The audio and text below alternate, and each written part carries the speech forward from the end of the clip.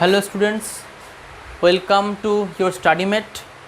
আজকে আমরা পড়তে চলেছি ইলেকট্রোস্ট্যাটিক্স লেকচার 1 দিয়ে স্টার্ট করছি। তো ইলেকট্রোস্ট্যাটিক্সে যতগুলো লেকচার রয়েছে এবং প্রতিটা লেকচারে কী কী সিলেবাস রয়েছে তার জন্য তোমাদের এই ভিডিওর ডেসক্রিপশানে একটা লিঙ্ক দেওয়া রয়েছে। সেই লিঙ্কটা তোমরা খুঁজে দেখে নিলে তাহলে তোমাদের ক্লাসগুলো করতে সুবিধা হবে। এবং আগে তুমি যদি এই লিঙ্কটা খুলে যদি ক্লাসের সিলেবাসটা দেখে নাও তাহলে তোমাদের এটা স্টাডি করতে সুবিধা হবে। তো শুরু করা যাক ক্লাসটা। ইলেকট্রোস্ট্যাটিক্স বলতে কি বোঝায় সেটা আমরা ফার্স্টে পড়ব। তো ইলেকট্রোস্ট্যাটিক এই কথাটার মধ্যে দেখো, স্ট্যাটিক কথাটার মানে কি জানতে হবে। স্ট্যাটিক কথাটার মানে হচ্ছে রেস্ট। তো ইলেকট্রোস্ট্যাটিক্স কেন প্রডিউস হচ্ছে, মানে আমরা এই ইলেকট্রোস্ট্যাটিক্সে টোটাল সিলেবাসটা চার্জ পার্টিকেল নিয়ে ডিসকাশন করব। মানে চার্জ পার্টিকেলের জন্য কি কি ডেভেলপ করতে পারে, কি কি অ্যানালাইসিস করা যেতে পারে তা পড়ব। তো দেখো, যদি কোনো চার্জ পার্টিকেল সে যদি রেস্টে থাকে তার জন্য আমরা ইলেকট্রোস্ট্যাটিক্স পুরো ব্রাঞ্চটা পড়ব। এবার আসবো এক এক করে চার্জ পার্টিকেলের জন্য কি কি হতে পারে, কি কি লজ রয়েছে, কি কি ফর্মুলা রয়েছে, সব ডিসকাস করব। তাহলে এতটুকু ক্লিয়ার যে ইলেকট্রোস্ট্যাটিকটা কোন মানে কন্ডিশনের মধ্যে যাচ্ছে, যদি কোনো চার্জ পার্টিকেল রেস্ট অবস্থায় থাকে তার জন্য আমরা ইলেকট্রোস্ট্যাটিক্সের ডিটেলস থিওরি পড়ব। তো প্রথমেই আমরা চার্জের জন্য একটা ল পড়ে নেই, সেটা হচ্ছে ল ঠিক না, quantization of charge. Quantization of charge এইটা মানে কি? এইটা মানে তোমরা সকলেই জানো Q equals to N E, এই ফর্মুলা। মানে কোনো জায়গায় যদি চার্জ থাকে সেই চার্জটা হয় কালেকশন অফ ইলেকট্রন। মানে আমরা জানি দুটো টাইপের চার্জ হয়, পজিটিভ নেগেটিভ। পজিটিভ চার্জ মানে কি? Absence of electron. Negative charge মানে কি? ইলেকট্রন রয়েছে। মানে ধরো তোমার এই জায়গাতে কিছু ইলেকট্রন রয়েছে, তার মানে এটাকে তুমি বলবে নেগেটিভ চার্জ। এবার যদি ইলেকট্রনগুলোকে তুমি সরিয়ে নিয়ে এই পাশে নিয়ে চলে আসো তাহলে এখানে কি চার্জ হয়ে গেল? Positive charge. তাহলে ইলেকট্রন আছে মানে নেগেটিভ চার্জ, ইলেকট্রন মুভ করে অন্য জায়গায় গেছে মানে সেখানে কী তৈরি হয়েছে? Positive charge. তো কোনো বডির ওপর বা কোনো পার্টিকেলের ওপর যদি চার্জ থাকে সেটা কালেকশন অফ ইলেকট্রন বলতে পারি বা অ্যাবসেন্স অফ ইলেকট্রন। তো সেইখানে কোয়ান্টাইজেশন অফ চার্জ মানে সেখানে যে ইলেকট্রন থাকে সেটা কতগুলো পার্টিকুলার ইন্টিজার ভ্যালুতে, মানে কোনো একটা বডিতে তুমি চার্জ দিয়েছো, সেখানে কিছু কালেকশন ইলেকট্রন রয়েছে, সেটা তুমি এই ফর্মুলা দিয়ে হোল্ড করতে পারবে। যেখানে কিউ হচ্ছে টোটাল চার্জ, ই হচ্ছে ইলেকট্রনের চার্জ। কত তোমরা জানো? E equals to 1.6 × 10⁻⁻19 coulomb. আর এন হচ্ছে একটা ইন্টিজার, মানে এনের ভ্যালুটা কখনো ফ্র্যাকশনাল হবে না। 1, 2, 3, 100, 219 কিন্তু কোনো ফ্র্যাকশানে আসবে না। তাহলে এই ফর্মুলাটা দিয়ে আমরা প্রবলেম করতে পারবো। একদম ইলেকট্রোস্ট্যাটিক্সের শুরুতে এই একটা ফর্মুলা যেটা দিয়ে আমরা অনেক প্রবলেম সলভ করব। আপাতত নিউমেরিক্যালে আসছি না, এখন ডিসকাশনটা হয়ে যাক তারপরে ঢুকবো। তাহলে কোয়ান্টাইজেশন অফ চার্জ মানে Q equals to N E. Q হচ্ছে তোমার টোটাল চার্জ, সেটা কতগুলো ইলেকট্রন নিয়ে ফর্ম করছে সেটা এন নাম্বার অফ ইলেকট্রন, আর ই হচ্ছে একটা ইলেকট্রনের চার্জ। জেনে গেছো। এবার রিয়াল লাইফে ধরো কোনো পার্টিকেলের ওপর চার্জের এক্সিস্টেন্সটা কি সেটা একটু অন্যরকম। আবার বলছে তুমি একটা কোনো পার্টিকেল নিলে, তার ভেতরে চার্জ রাখা আছে, তার উপরে চার্জ দিয়েছো, তাহলে সেই চার্জটা কি ফর্মে থাকে? বলছে কোনো পার্টিকেলের ওপরে বা রিয়াল লাইফে চার্জের এক্সিস্টেন্স হয় কোয়ার্ক ফর্মে। মানে কোয়ার্কটা কি? এটা ধরো suppose Q by plus minus Q by 2 অথবা প্লাস মাইনাস কিউ বাই 3। তো তোমার এরকম কোশ্চেন হওয়া উচিত যে আমি একটু আগেই বললাম যে কোনো পার্টিকেল বা কোনো বডি বা কোনো সারফেসের ওপরে চার্জ রয়েছে, তার মানে সেখানে কতগুলো কালেকশন অফ ইলেকট্রন বা অ্যাবসেন্স অফ ইলেকট্রন, এবং সেটা একটা ইন্টিজার হয় সেই ইলেকট্রনের নাম্বারটা। ওই জন্য এন বলেছে এটা ইন্টিজার, কোনো ফ্র্যাকশানে হতে পারে না। কিন্তু আবার এখানে এই ভ্যালুগুলো দেখে মনে হচ্ছে Q by 2, Q by 3 fraction চলে আসবে। তাহলে এটা কি করে পসিবল হতে পারে? কোয়ান্টাইজেশন তো তা বলছে না যে কতগুলো পার্টিকুলার ইন্টিজার ভ্যালুতে থাকবে, 2.5, 9.3, 5.5 এগুলো হবে না, 5, 9, 13, 14 এগুলো হবে, কিন্তু এখানে ফ্র্যাকশান চলে আসলো। তো ব্যাপারটা এখানে এই রকম করে বলছে কোয়ার্ক অনেক টাইপের হয়, মানে কোয়ার্ক হচ্ছে একটা চার্জের কতগুলো ক্লাসিফিকেশন বলতে পারো, মানে চার্জ যে এক্সিস্ট করছে আমাদের রিয়েল লাইফে সেটা কোয়ার্ক ফর্মে এক্সিস্ট করে। মানে কোয়ার্ক অনেকগুলো হয়, কীরকম কীরকম, একটা আপ হয়, একটা ডাউন হয়, আমি আরও লিখছি না, এটা আমাদের খুব একটা বেশি কাজে লাগবে না। টপ হয়, বটম হয়, স্ট্রেঞ্জ হয়, চার্ম হয়, এগুলো কোয়ার্কের নাম বললাম। মানে কোনো পার্টিকেলের ওপরে চার্জ আছে, তার মানে এই কতগুলো কালেকশানের কোয়ার্ক মিলে একটা চার্জ তৈরি করছে, ঠিক আছে? মানে ধরো তোমার এই একটা পার্টিকেলের ওপর কিউ চার্জ আছে, সেটা ধরো হচ্ছিল আপ আর হচ্ছিল ডাউন, এই দুটো কোয়ার্ক মিলে তৈরি হচ্ছে। ধরো সাপোজ আপ কোয়ার্কের জন্য চার্জের ভ্যালু হচ্ছে 2.5 আর এটার জন্য হচ্ছে 1.5, তুমি অ্যাড করে দাও তাহলে কত হচ্ছে, 2, 3, 4 হয়ে গেল। তার মানে আলটিমেটলি কিন্তু তোমার ইন্টিজার চলে এলো একটা। তাহলে ব্যাপারটা বোঝা গেছে। ব্যাপারটা তাহলে কি হলো, কোয়ান্টাইজেশন অফ চার্জ খুব সিম্পল জিনিস, কিউ ইকুয়ালস টু এনি। কিন্তু চার্জের এক্সিস্টেন্স কি হয়, সেটা হচ্ছে কোয়ার্ক ফর্মে এক্সিস্টেন্স করে, +-q/2, +-q/3। তো মনে হবে এগুলো তো ফ্র্যাকশন না, মানে ধরো কোনো পার্টিকেলের ওপরে চার্জ আছে, তার মানে ধরো এই দুই রকম কোয়ার্ক কম্বাইন করে চার্জটা তৈরি করছে, বা আরও কোনো কোয়ার্ক বা অন্য কোনো একটা পার্টিকেলের ওপর চার্জ আছে, মানে 3-4 রকমের কোয়ার্ক কম্বাইন করে তৈরি করছে। ব্যাপারটা এরকম, মানে ধরো একটা ক্লাসরুম কীভাবে তৈরি হয়, স্টুডেন্ট টিচার মিলে তারপরে একটা হোয়াইট বোর্ড বা ব্ল্যাকবোর্ড থাকবে তবে তৈরি হবে, ঠিক ব্যাপারটা এইরকম। যে তাহলে কোনো পার্টিকেলের ওপর রিয়েল লাইফে চার্জ এক্সিস্ট করছে, তার মানে সেখানে ভাবতে হবে কতগুলো কোয়ার্কের কম্বিনেশন রয়েছে। সেই কোয়ার্কগুলো কি কি হতে পারে, আপ, ডাউন, আরও নাম আছে, আমাদের লাগবে না তাই লিখলাম না, টপ, বটম, স্ট্রেঞ্জ, চার্ম, এগুলো। তাহলে আলটিমেটলি আমাদের এইটা দিয়ে ফর্মুলা দিয়ে প্রবলেম আসবে, আর এই কোয়ার্ক কনসেপ্টটা জানা থাকলে কোনো এমসিকিউ আসলে করতে পারবো যে রিয়েল লাইফে চার্জের এক্সিস্টেন্স কোন ফর্মে হতে পারে, কোয়ার্ক ফর্মে, যেটা আবার সেই যে কোয়ার্কের যে ক্লাসিফিকেশন তাদের কম্বিনেশন নিয়ে একটা পার্টিকেলের ওপর চার্জ থাকে। ওকে, আচ্ছা এইবার চলে আসি, তাহলে তোমাদের কোয়ান্টাইজেশন অফ চার্জটা বুঝে গেলা। আর একটা জিনিস যেটা, সেটা হচ্ছিল কনজারভেশন অফ চার্জ। এটা তো খুব ইজি ব্যাপার, তোমরা জানো। মনে করো তোমার কাছে একটা বডি রয়েছে, সেখান থেকে তুমি 5টা ইলেকট্রন বার করে নিলে, তাহলে তোমার হাতে কতগুলো চার্জ হলো, -5e। তাহলে ওই বডিটার মধ্যে কত চার্জ তৈরি হবে, প্লাস চার্জ তৈরি হবে, কত অ্যামাউন্ট, +5e। তার মানে -5e + 5e অ্যাড করে কত হলো, 0। তার মানে কনজারভেশন অফ চার্জ মানে টোটাল সিস্টেমটার মধ্যে চার্জ থাকবে কনজার্ভড, মানে চার্জের ট্রান্সফার হয় একটা বডি থেকে একটা বডিতে। এই বডি থেকে তুমি 5টা ইলেকট্রন বার করে নিলে, তাহলে -5e চার্জ চলে আসলো, ওখানে চার্জ তৈরি হলো +5e, সাম করে দাও 0 হবে।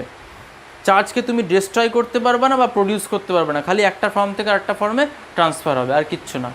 ফাইন। তো এবার আমরা পড়বো, তাহলে আমরা জানলাম যে ইলেকট্রোস্ট্যাটিক্স তৈরি হচ্ছে কার জন্য, কোনো স্ট্যাটিক চার্জের জন্য, মানে কোনো একটা চার্জ রেস্টে রয়েছে তার জন্য ইলেকট্রোস্ট্যাটিক্স ফর্ম করছে। তো চার্জের মধ্যে তো একটা ফোর্স তৈরি হয়, সেটা আমরা কী দিয়ে ক্যালকুলেট করব, কুলম্বস ল দিয়ে। তো ধরো কুলম্বস ল কী বলেছে, জাস্ট আমি বলে দেবো, কারণ তোমরা জানো সকলেই কুলম্বস ল।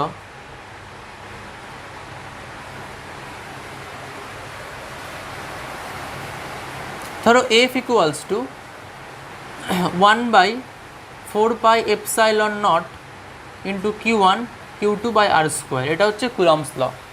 মানে তুমি এসআই সিস্টেমে যদি করো তাহলে তোমাকে এই ফর্মটা লিখতে হবে।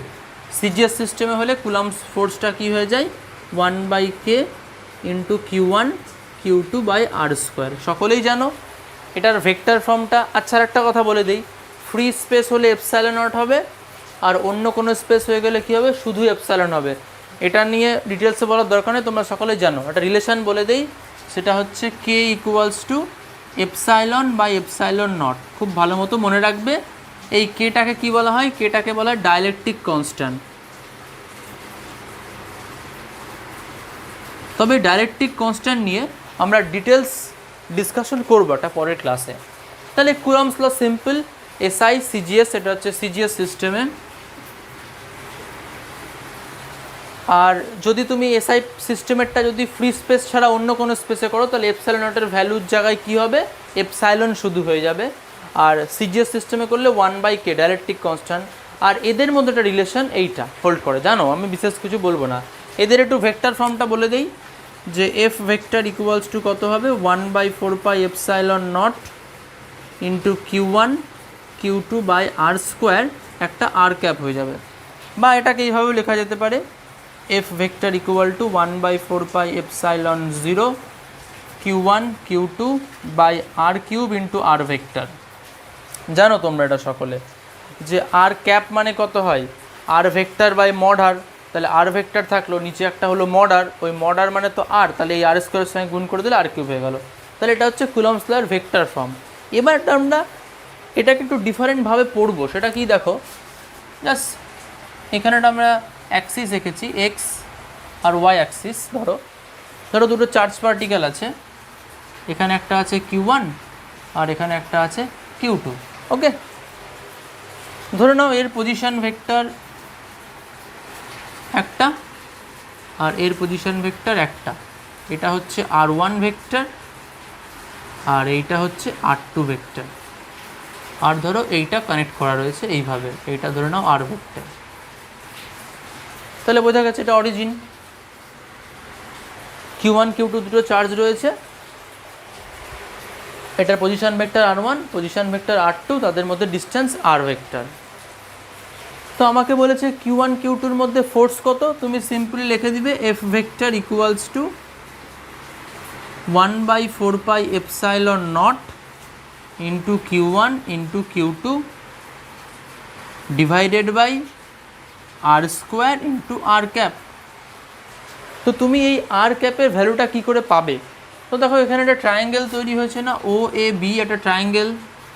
এই ট্রায়াঙ্গেলের দেখো যে R1 ভেক্টর আর আর ভেক্টর একই অর্ডারে রয়েছে, তার সাথে R2 ভেক্টর অপোজিট ডিরেকশানে। তাহলে ভেক্টরের ট্রায়াঙ্গুলার ল কীভাবে লিখব, R1 vector plus R vector equal to R2 vector. এইখান থেকে আমি আর ভেক্টর ইকুয়াল টু পেয়ে যাচ্ছি R2 vector minus R1 vector. এবার তাহলে তুমি আর ভেক্টরের মড, দেয়ারফর আর ভেক্টরের মড কত হবে, সেটা হবে R2 vector minus R1 vector, তার মড হয়ে গেল। ক্লিয়ার? ব্যাস জাস্ট এখানে বসিয়ে দাও। তাহলে F vector equals to 1/4 epsilon naught into Q1 into Q2 divided by R2 minus R1, তার মডের স্কোয়ার। আর আর ক্যাপ থাকলো, আর ক্যাপের মানটা তুমি কী করে বার করতে পারবে, বার করে নিতে পারবে, মানে আর ভেক্টর তো তুমি জানোই, আর ক্যাপ পেয়ে যাবে। তার মানে তোমাকে যদি কুলম্বস লটা এরকমভাবে সাজিয়ে দেয় তাহলে তুমি এইভাবে ভেক্টর বার করতে পারবে, যে R1 R2 মানে চার্জগুলোর ইন্ডিভিজুয়াল ভেক্টর দেওয়া আছে, সেখান থেকে তুমি আর ভেক্টরটা পেয়ে যাবে, ফর্মুলা পেয়ে যাবে। তাহলে এই হয়ে গেল কুলম্বস লয়ের একটু ভেক্টর টাইপের ক্যালকুলেশন, যেটা তোমাদের কাজে লাগবে। এইবার আমরা চলে আসি খুব ইন্টারেস্টিং জিনিস। দেখো কুলম্বস লতে আমরা একটা ছবি এঁকে দেখাই, মানে ছবিটা আঁকিনি, যাই হোক এটা ছোটোবেলা থেকে পড়ে আসছে বলে আর কিছু বলছি না, কারণ এটা তো জানোই স্বাভাবিক। এটা ধরো Q1 চার্জ আছে, এটা Q2 চার্জ আছে, এটাও প্লাস, এটা ধরো মাইনাস আছে সাপোজ, এদের মধ্যে ডিস্টেন্স এটা হচ্ছে আর, তাই তো? এটা তো সিম্পল কেস। মানে এই কুলম্বস লটা কাদের মধ্যে হোল্ড করে, ক্লাস 9 থেকে পড়ে আসছো, তাই বিশেষ কিছু বলিনি। আর Q1 Q2 দুটো চার্জ আছে, প্লাস Q1 মাইনাস Q2, তাদের মধ্যে ডিস্টেন্স আর। এই হচ্ছে ছবিটা একটা যদি দেখানো যায়। তো এদের মধ্যে ফোর্স হচ্ছে এইটা ফোর্স। তো এই প্লাস Q1 মাইনাস Q2-র মধ্যে অ্যাট্রাকশান হবে, যেহেতু আনলাইক চার্জ মানে অপোজিট চার্জ। তাহলে এই Q1 প্লাস Q1টা এই মাইনাস Q2-কে এই নিজের দিকে টানবে, আবার এই মাইনাস Q2টা প্লাস Q1-কে নিজের দিকে টানবে। তার মানে কি, যে প্লাস Q1টা মাইনাস Q2-কে যে ফোর্স দিয়ে অ্যাট্রাকশান করবে, মাইনাস Q2টা প্লাস Q1-কে সেম ফোর্স দিয়েই আবার অ্যাট্রাকশান করবে। তাহলে যদি বলি এই দুটো চার্জের ইন্ডিভিজুয়াল ফোর্সের রেশিও কত, তাহলে হবে 1:1। বোঝা গেল তো? এই দুটো চার্জের মধ্যে যে force of attraction Q1 Q2 বা আর স্কোয়ার, সামনে একটা কনস্ট্যান্ট, এটা এর জন্য এর ওপর, আবার এর জন্য এর ওপর, তার মানে এদের রেশিও কত? 1:1। তো এখন কোশ্চেন হচ্ছে যে তোমার কাছে ধরো অনেকগুলো চার্জ রয়েছে, তাহলে তুমি সেই চার্জ সিস্টেমের জন্য কোনো একটা আদার্স চার্জের ওপর ফোর্স কী করে ক্যালকুলেট করবে, যেটা আমাদের এই ইলেকট্রোস্ট্যাটিক্সের প্রবলেম সলভ করার জন্য খুবই ইম্পর্ট্যান্ট থিং। সেটা হচ্ছে সুপারপজিশন প্রিন্সিপাল। খুব মন দিয়ে শুনতে হবে ওটা, এখন ভালো করে শুনে নেবে। দেখো তাহলে আমরা এটা মুছে দিই। আমরা এখন যেটা পড়তে চলেছি সেটা হচ্ছে সুপারপজিশন প্রিন্সিপাল। এইটা যদি জানতে পারো তাহলে ইলেকট্রোস্ট্যাটিক্সের কোনো প্রবলেম আটকাবে না, ঠিক আছে, সব হয়ে যাবে। এটা একটু মন দিয়ে শুনতে হবে ভালো মতো। দেখো কি বলছে সুপারপজিশন প্রিন্সিপাল।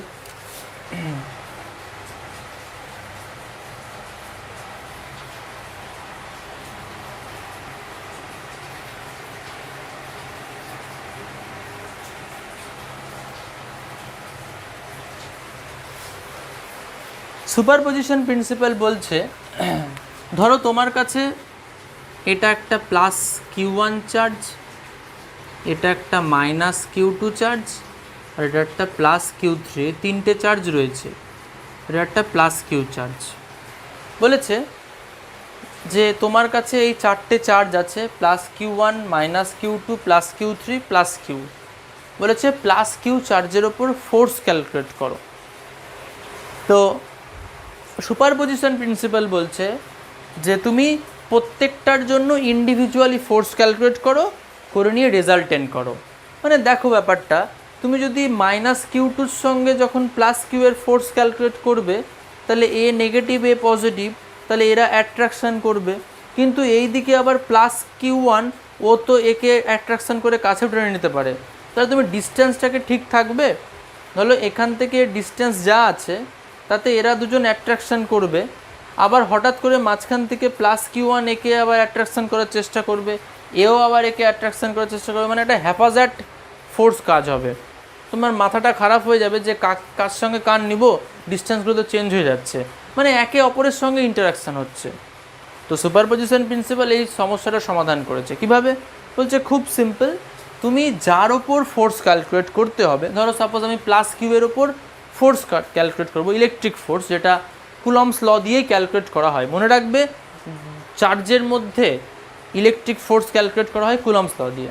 তো তাহলে তুমি যার ওপর ইলেকট্রিক ফোর্স ক্যালকুলেট করবে, তার ওপর যাদের জন্য করবে ইন্ডিভিজুয়াল করবে। ধরো Q2 এর জন্য করলে, Q1 এর জন্য করলে, Q3-র জন্য করবে, ইন্ডিভিজুয়াল করে নিয়ে তাদের ভেক্টর সাম করে দেবে, অ্যান্সার হয়ে যাবে। ভেক্টর সাম মানে কি তোমরা জানো, আমি বলবো প্রবলেম করতে গিয়ে। ধরো Q1 এর জন্য Q এ করলাম, এটার জন্য ধরো ফোর্সটা হয়ে গেল তোমার F1 সাপোজ, তাহলে F1 ভেক্টর। আচ্ছা Q2-র জন্য করলাম, এটার জন্য হয়ে গেল ধরো F2 ভেক্টর, তাহলে F2 ভেক্টর। আমি এখানে অ্যারো দিচ্ছি না, আমি জাস্ট বলছি কার জন্য কার কার করছি। আর একটা Q3-র জন্য এখানে করব, সেটা হয়ে গেল ধরো F3 ভেক্টর। তাহলে এদের ভেক্টর সাম করে নিলে আমাদের রেজাল্টেন্ট ভেক্টর F বেরোবে। তো এই ভেক্টর সাম মানে কি, সেটা একটা প্রবলেম দিয়ে ছোট্ট করে বোঝাচ্ছি। তাহলে বোঝা গেল তো, যখন তোমার কাছে কোনো চার্জ পার্টিকেলের উপর ফোর্স ক্যালকুলেট করতে হবে, ইলেকট্রিক ফোর্স, তখন ইন্ডিভিজুয়াল প্রত্যেকটার জন্য আলাদা করে করে ভেক্টর সাম করলে রেজাল্টেন্ট যেটা পাবে সেটাই তোমার ফোর্স হয়ে যাবে। তো এটা কী করে করবে, তার জন্য প্রথমে একটা ধরে নিতে হবে, যার ওপর তুমি ফোর্স ক্যালকুলেট করছো, কার ওপর তুমি এই প্লাস Q এর ওপর ফোর্স ক্যালকুলেট করছো, তাহলে এটাকে বলবো টেস্ট চার্জ। আর এই যে যাদের জন্য করছো, এই যে যাদের জন্য Q1, Q2, Q3, এদেরকে বলবো সোর্স চার্জ। তুমি যার ওপর করছো সেটা হবে টেস্ট চার্জ, যাদের জন্য করছো সেটা হবে সোর্স চার্জ। তো কিভাবে করব, এবার একটা প্রবলেম দিয়ে বোঝাই। ধরো সাইডে চলে আসি,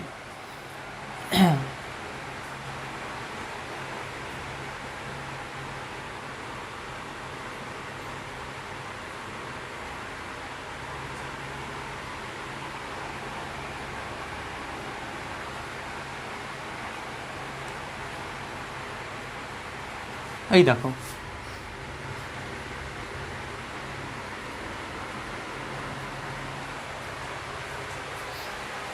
ধরো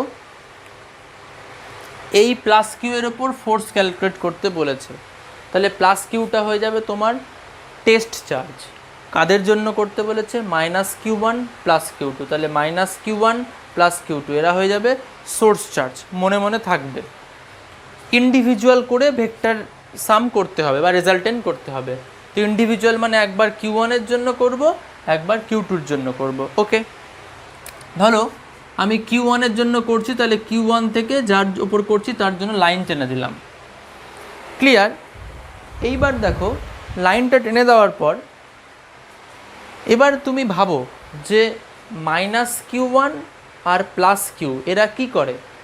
অ্যাট্রাকশন করে। তাহলে তোমার বাস্তব মানে সাধারণ কমন সেন্স থেকে মনে হওয়া উচিত যে এরা দুজন কাছে এগিয়ে আসবে, আকর্ষণ করছো, তাই তো? আচ্ছা, তো আমাদের রুলসটা এখানে হবে, এটা কিন্তু খুব ভালো মতো মন দিয়ে শুনবে, তাহলে সব হয়ে যাবে। আমাদের রুলসটা হবে, যে হবে টেস্ট চার্জ সে মুভ করবে, বাকি সোর্সরা কেউ মুভ করবে না। কি বললাম? আমাদের কনসেপ্টটা হবে যে টেস্ট চার্জ হবে তাকে মুভ করা, মানে মুভ করাতে পারবো মনে মনে, আমি এখানে না, মনে মনে, বাকিরা কেউ মুভ করবে না, নড়বে না। তাহলে -Q1 + Q এদের মধ্যে অ্যাট্রাকশন হয়, মানে তোমার মনে হওয়া উচিত দুজনেই সরে চলে আসবে। তাই আমি বলে দিয়েছি সোর্সরা কেউ নড়বে না, তাহলে এ সোর্স, এ নড়ছে না, তাহলে এটা হচ্ছে টেস্ট, তাহলে এ নড়তে পারে। তাহলে এ যদি -Q1 সোর্স এখানে স্থির দাঁড়িয়ে থাকে, মানে রেস্টে থাকে, তাহলে +Q আর -Q1 এর মধ্যে অ্যাট্রাকশন হলে +Qটা কোন দিকে? টেস্ট, সে কোন দিকে যাবে? এই দিকে এগিয়ে আসবে। তাহলে এদের মধ্যে যে ফোর্সের ডিরেকশনটা হবে সেটা হচ্ছে এই ডিরেকশন বরাবর। ঠিক কিনা বলো? আরেকবার বলি, -Q1 + Q এর মধ্যে ফোর্স ক্যালকুলেট হচ্ছে, এটা হচ্ছে টেস্ট, এ হচ্ছে সোর্স। সোর্স কোনোদিনও নড়বে না, সোর্স কখনো নড়ে না, টেস্টটা নড়ে। তাহলে এদের মধ্যে অ্যাট্রাকশান হলে এ যদি না নড়ে তাহলে কে এগিয়ে আসবে? +Q কোন দিকে এগিয়ে আসবে? এই লাইন জয়েনিং বরাবর। তাহলে এই দিকে হয়ে গেল তোমার F1 ভেক্টর বলতে পারো। মানে F1 ভেক্টরের ডিরেকশন, মানে Q1 এর জন্য +Q এর ওপর ফোর্সের ডিরেকশন পেয়ে গেলা। আর ভ্যালু তো তুমি বার করে দিতেই পারবে, 1/4πε0 Q1 Q2/r², সেটা আমি যাচ্ছি না। এইবার +Q2 এর জন্য এখানে করবো, তাহলে লাইন জয়েন করে দাও। লাইন জয়েন করে দিছো তুমি, এটা একটু বেঁকে গেল, একটু স্ট্রেট করে দিই। তো লাইন জয়েন করে দিয়েছি। এবার দেখো এইটা হচ্ছে সোর্স, এটা টেস্ট, সোর্সরা তো কেউ নড়ে না, তাহলে এদের মধ্যে কি হবে? প্লাস প্লাস রিপালশন হবে। এটা তো সোর্স নড়বে না, তাহলে কে নড়বে? রিপালশন হলে কোন দিকে নড়ার কথা? যদি রিপালশন হয় এদের মধ্যে, কোন দিকে নড়বে? যেরকম এদের মধ্যে অ্যাট্রাকশন হতো কিন্তু সোর্স নড়ছে না, তাহলে টেস্টটা কোন দিকে নড়বে? এই লাইন বরাবর, তাহলে এই দিকে হয়ে গেল F1। আচ্ছা, এদের মধ্যে রিপালশন হবে, এ তো নড়ছে না, টেস্ট নড়বে, তাহলে কোন দিক বরাবর রিপালশনটা হবে? এই লাইন বরাবর। তার মানে এই লাইন বরাবর মানে এর ডিরেকশনটা কোন দিকে হবে? এর ডিরেকশনটা ধরো এই দিকে হয়ে গেল, এইটা হয়ে গেল F2 ভেক্টর। তাহলে তোমার কাছে এখন F1 ভেক্টরও আছে, F2 ভেক্টরও আছে। তুমি তাহলে রেজাল্টেন্ট করো। ধরো এদের মধ্যে অ্যাঙ্গেলটা একটা থিটা দেওয়া আছে, তুমি পেয়ে যাবে, তোমাকে যে প্রবলেম দেবে সেখানে তুমি অ্যাঙ্গেলটা পেয়ে যাবে F1 F2 এর মধ্যে। তাহলে তুমি রেজাল্টেন্ট বার করবে কীভাবে? F = করেছো ক্লাস 11-এ দুটো ভেক্টরের resultant, C = √(a² + b² + 2ab cos θ। তাহলে এখান থেকে করে দাও, √(f1² + f2² + 2f1 f2 * cos θ। থিটাটা কিছু একটা বসবে।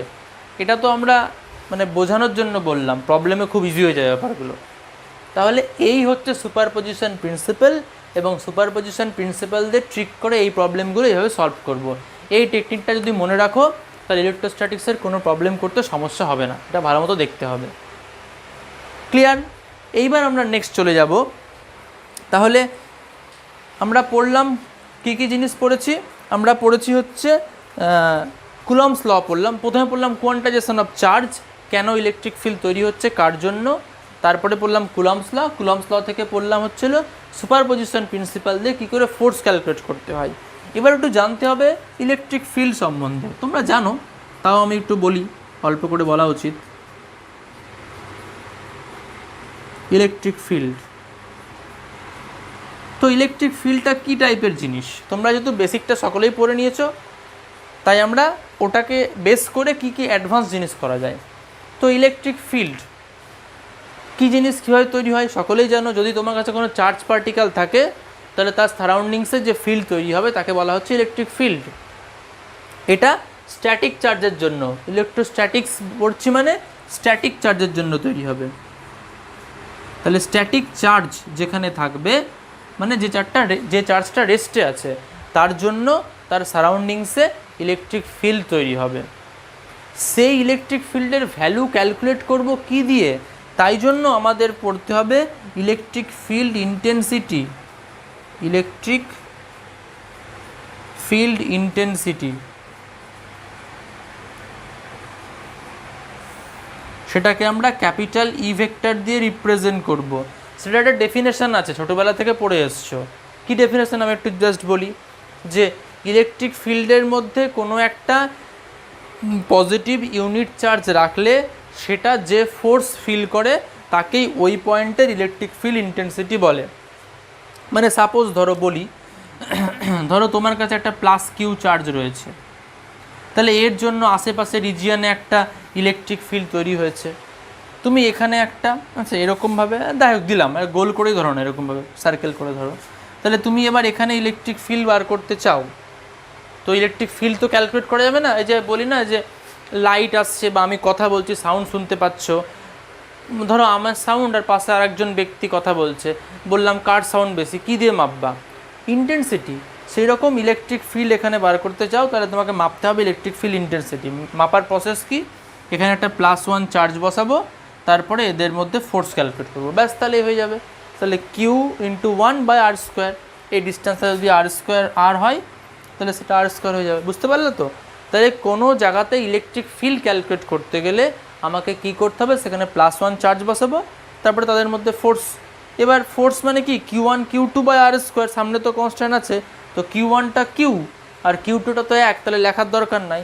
তাই জন্যই ইলেকট্রিক ফিল্ডের ইন্টেন্সিটি, মানে এখানে লিখছি না, ইলেকট্রিক ফিল্ডের intensity E vector E equal to আসছে 1/4πε0 ভেক্টর দিয়ে লিখি into Q divided by r² into r cap. এটা ইলেকট্রিক ফিল্ড ইন্টেন্সিটি এক্সপ্রেশন আমরা ক্যালকুলেট করব বিভিন্ন সিস্টেমের জন্য। তাহলে ইলেকট্রিক ফিল্ড মেজার করা মানে কি মেজার করতে হবে, ইলেকট্রিক ফিল্ড ইন্টেন্সিটি। সেটা যে এই ফর্মুলা। কি করতে হবে, তোমাকে যে পয়েন্ট ইলেকট্রিক ফিল্ড ইন্টেন্সিটি বার করতে বলবে সেখানে কি বসাবে, একটা +1 চার্জ বসিয়ে দেবা, আর ফর্মুলা বসবে এটা। তো এবার ইলেকট্রিক ফিল্ড আর ইলেকট্রিক ফোর্সের মধ্যে রিলেশন একটা আছে, সেটা এই যে এটা হয় F = QE, জানো খুব ইজি। ইলেকট্রিক ফিল্ড আর ইলেকট্রিক ফোর্সের মধ্যে রিলেশন। আমরা এই থিওরিগুলো ডেরিভেশনের দিকে বেশি যাব না, কারণ আমাদের তাহলে মেন ফোকাসটা মানে অন্য দিকে চলে যাবে। আমাদের মেন ফোকাস হচ্ছে হলো কীভাবে এগুলো দিয়ে প্রবলেম সলভ করব যাতে কম্পিটিটিভ এক্সামটা খুব ইজি হয়। তো তাহলে F = QE জানো, F হচ্ছে ইলেকট্রিক ফোর্স, E হচ্ছে ইলেকট্রিক ফিল্ড, এই যে বার করছি যেভাবে, আর Q হচ্ছে কিউ চার্জ রেখেছো। মানে এটাকে একটু ব্যাখ্যা করে দেই। ধরো তোমার একটা ঘরের মধ্যে ইলেকট্রিক ফিল্ড তৈরি করা আছে, সেখানে তুমি একটা কিউ চার্জ পুট করে দিয়েছো, তাহলে তার উপর ফোর্স কত হবে, F = QE। তাহলে এই আপাতত ফার্স্ট লেকচারের হচ্ছে হলো বেসিক কনসেপ্টটুকু গেল। এবার প্রবলেম সলভ করার জন্য আমরা এখন এগাবো, যে এই যে ট্রিকগুলো দিয়ে কিভাবে একটা প্রবলেমকে সলভ করা যায় সেটা এখনকার পড়বো। তাহলে এখন শুরু করে দেখ ওটা।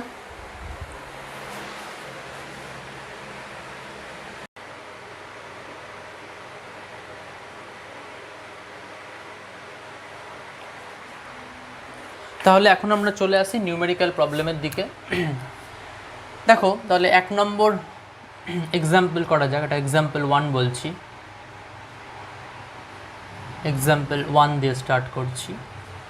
তোমরা এতক্ষণ আমি যেটা বললাম যে ইলেকট্রিক ফিল্ড কি করে ক্যালকুলেট করব, ইলেকট্রিক ফিল্ড ইন্টেন্সিটি মেজার করে, আর ইলেকট্রিক ফোর্স F যেটা কুলম্ব ফোর্স বলেছি, সেই Coulomb force number of charge পার্টিকেলের জন্য সুপারপজিশন প্রিন্সিপাল দিয়ে কীভাবে ক্যালকুলেট করবো, তার সুপারপজিশন প্রিন্সিপালের কন্ডিশন বলেছে কী করে কী হবে। এখন সেগুলো দিয়ে আমরা কীভাবে অ্যাডভান্স টাইপের প্রবলেমগুলোকে ট্রিক করব তার মেথড শিখবো এক এক করে।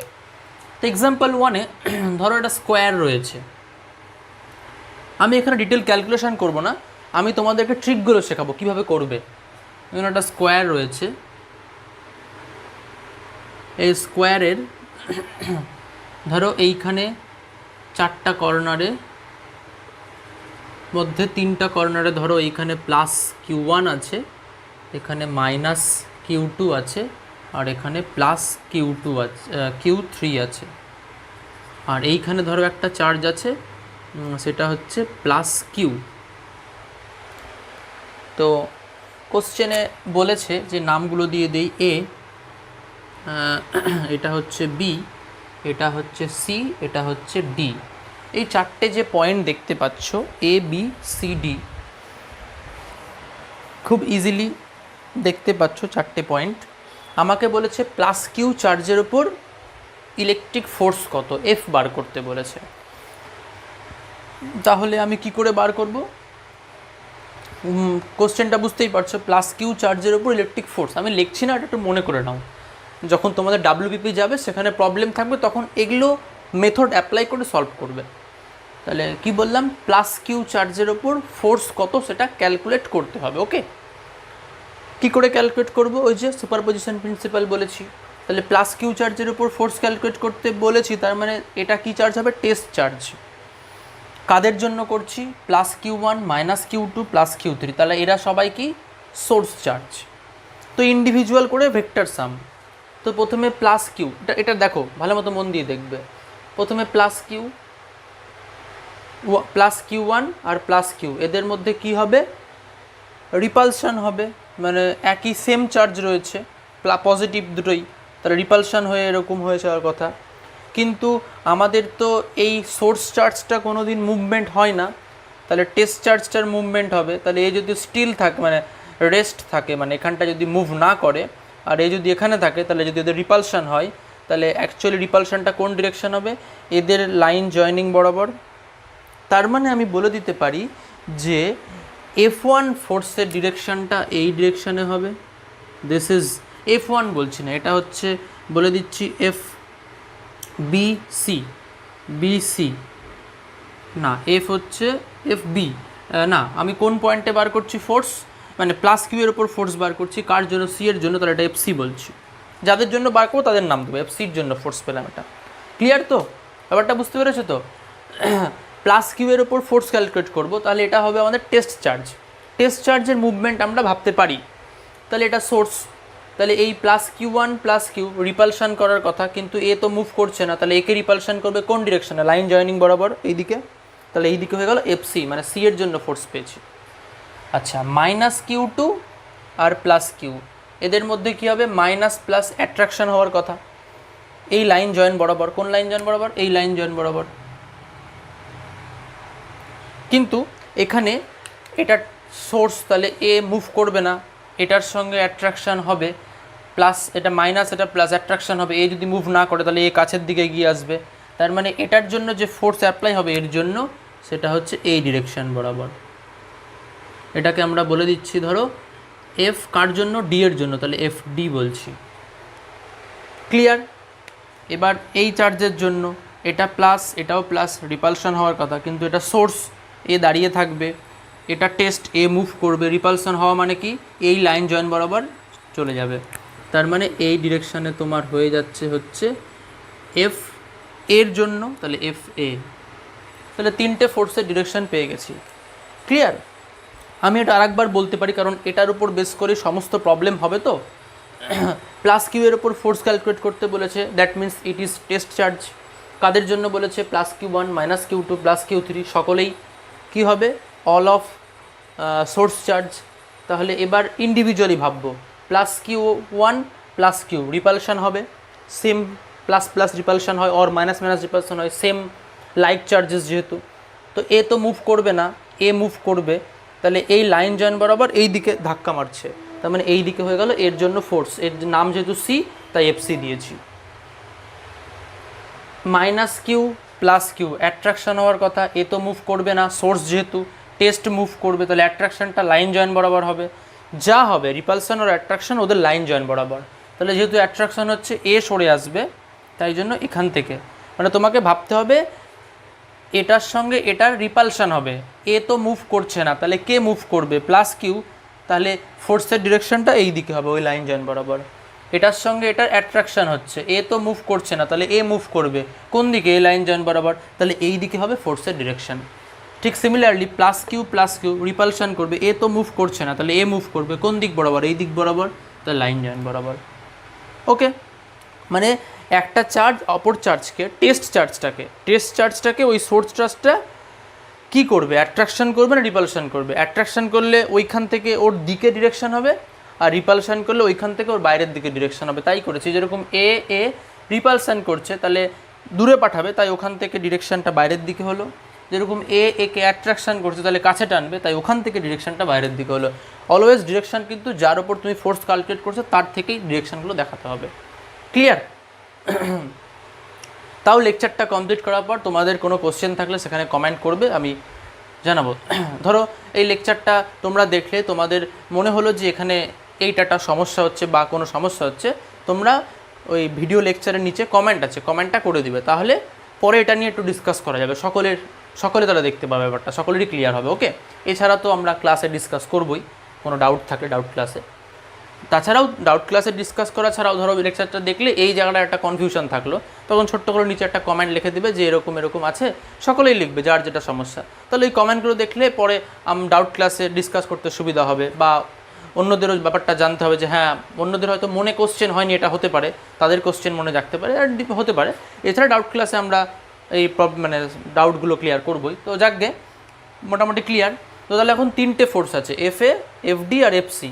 মানে যেহেতু যে চার্জগুলোর জন্য ফোর্স বার করছি প্লাস কিউ এর, তাদের নাম অনুযায়ী এফএ, এফডি, এফসি করেছি।